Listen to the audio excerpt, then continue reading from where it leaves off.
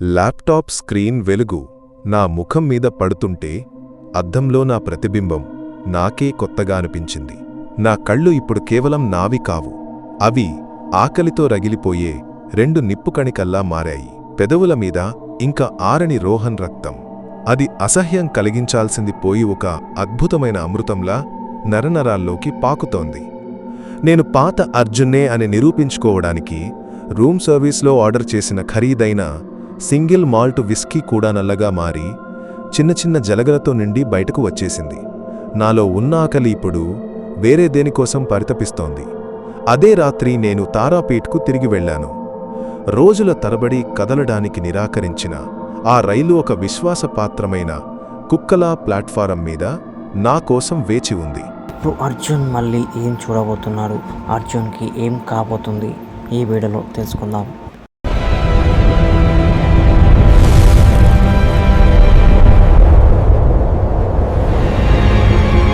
ఆ సంఘటన తర్వాత అర్జున్ మళ్ళీ అన్నం తినలేదు.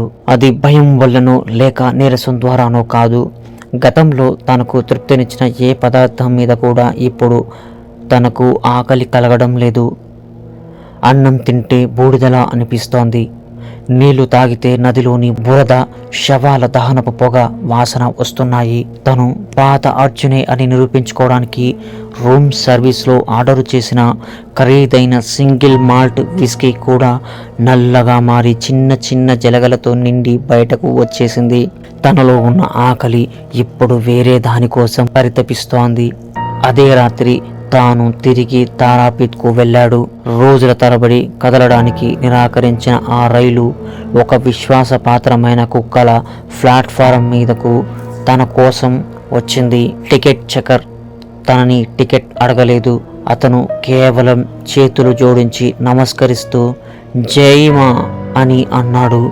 నేను రాంపూర్ హాట్లో అడుగుపెట్టినప్పుడు ఆ ఊరు మారిపోయింది. వీధుల్లో పర్యాటకులు ఎవ్వరూ లేరు. ప్రతి దుకాణం షటర్ మీద తాజా రక్తంతో వేసిన యంత్రాలు ఉన్నాయి. ఒకప్పుడు భజనలతో హోరెత్తిన లౌడ్ స్పీకర్లు ఇప్పుడు ఒకే ఒక నిరంతర స్వరాన్ని వినిపిస్తూ ఉన్నాయి.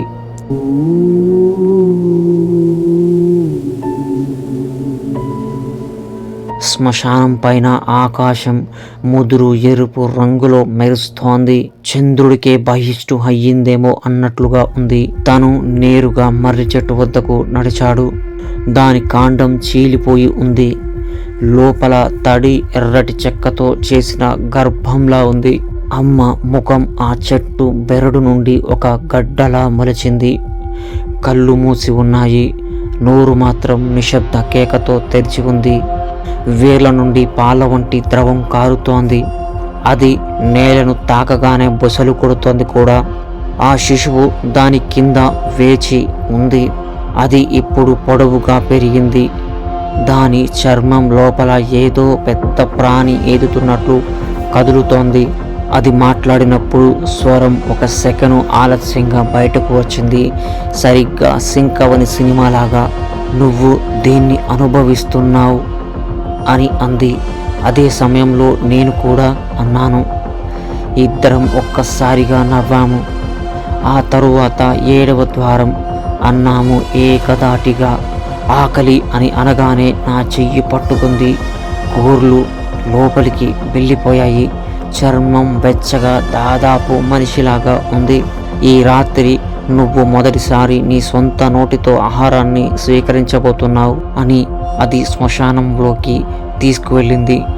శ్మశానంలో నేను ఎప్పుడూ వెళ్ళని లోతైన ప్రాంతానికి ఈరోజు అది నన్ను తీసుకువెళ్ళింది. అక్కడ చితులు తలకిందులుగా కాలుతున్నాయి. మంటలు భూమిని తాకుతుంటే కట్టెలు గాలిలో తేలుతున్నాయి. అటువంటి 2 మంటల మధ్య 9 మంది పిల్లలు దిగంబరంగా కూర్చొని ఉన్నారు. ఒళ్ళంతా బూడిద పోసుకొని కళ్ళు పూర్తిగా తెల్లగా మారిపోయి ఉన్నాయి. వారు ఇంకా కదులుతున్న ఏదో ఒక వస్తువును తింటున్నారు. నన్ను చూడగానే వారు లేచి నిలబడి నమస్కరించారు. గురూజీ అని వారు మధురమైన స్వరంతో పాడారు కూడా. మేము మీ వాటాను వెచ్చగా ఉంచాము. నేల మీద ఒక మనిషి పడి ఉన్నాడు. ఇంకా ప్రాణంతోనే ఉన్నాడు. పాక లేకుండా ఉండటానికి మణికట్టు చీలమండలం విరిచేసి ఉన్నాయి. అతని పొట్టను చాలా జాగ్రత్తగా కోసి తెరిచారు. పేగుల చుట్టలు చల్లటి గాలిలో ఆవిర్లు కక్కుతూ ఉన్నాయి. రోడ్డు మీద చనిపోయిన జంతువును పక్షులు తిన్నట్లుగా చాలా సున్నితంగా, దాదాపు ప్రేమగా ఆ పిల్లలు అతడిని తింటున్నారు. అతను ఎవరో కాదు, రోహన్ మల్హోత్రా. 5 ప్రాణం పోసుకున్న పళ్ళ వల్ల ఢిల్లీలో గుండె ఆగిపోయిన వ్యక్తి. అతను బలహీనంగా ఈల వేసినట్లుగా శ్వాస తీసుకుంటున్నాడు. అతని కళ్ళు నా కళ్ళను కలిశాయి. అర్జున్ అని గొనిగాడు. నన్ను కాపాడు. నా పక్కన ఉన్న శిశువు మోకాలపై కూర్చొని రోహన్ జుట్టును నిమిరింది. నువ్వు ఇప్పటికే ఇతన్ని ఒకసారి చంపావు అని మెల్లగా అంది. ఇప్పుడు ఆ భోజనాన్ని ముగించు. 7వ ద్వారం నువ్వు పిలిచిన దాని రుచిని చూడాలని కోరుతోంది.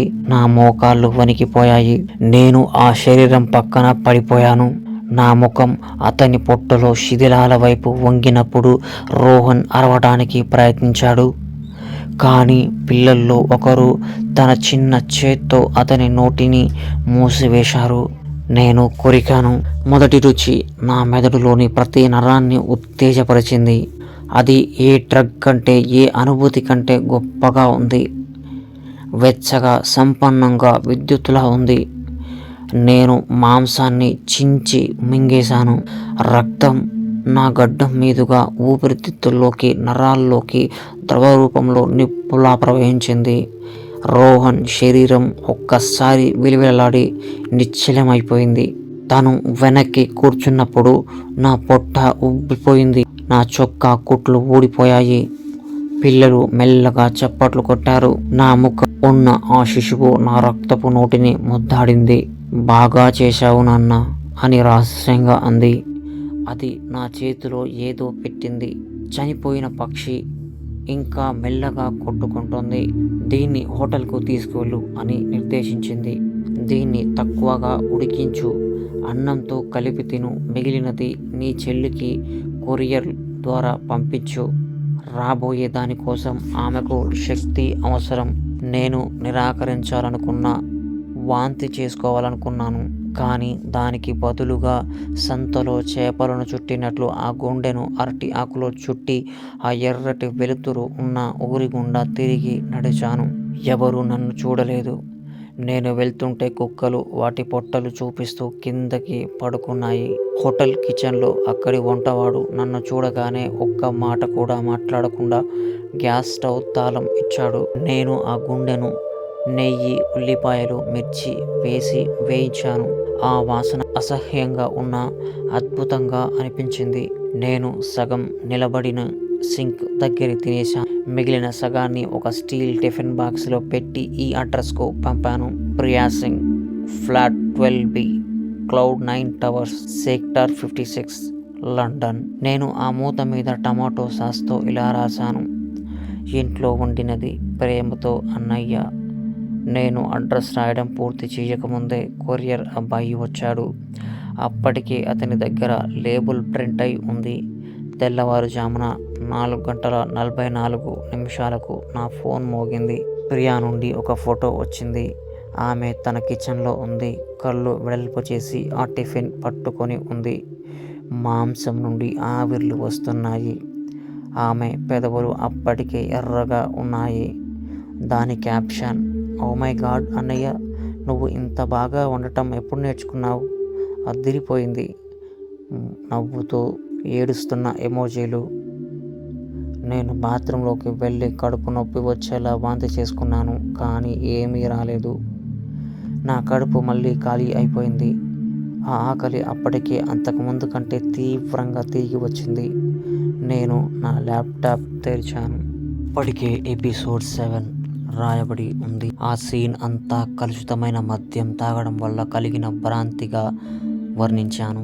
పిల్లలు అడవి కుక్కలని, రోహన్ శరీరం సగం కాలిన శవమని, నేను దానికి ప్రాణం ఉన్నట్లు ఊహించుకున్నానని అందులో రాసి ఉంది. చివరిలో చూడటానికి కష్టంగా ఉన్న ఒక ఫాంట్లో ఎవరో ఒక లైన్ యాడ్ చేశారు. తినబడిన క్యాలరీలు 2847, జీర్ణమైన ఆత్మలు 1, ప్రస్తుత పాఠకుల సంఖ్య 8,45,102. నేను ల్యాప్టాప్ మూసివేశాను. బాత్రూమ్ అద్దంలో చూసుకుంటే నా ముఖంలో 3 పళ్ళు కనిపించడం లేదు. అవి నల్లగా పదునుగా మళ్ళీ మొలుస్తున్నాయి. నేను నన్ను చూసి నవ్వుకున్నాను. నాలోని ఆ ఆకలి సంతృప్తిగా మూలుగుతోంది.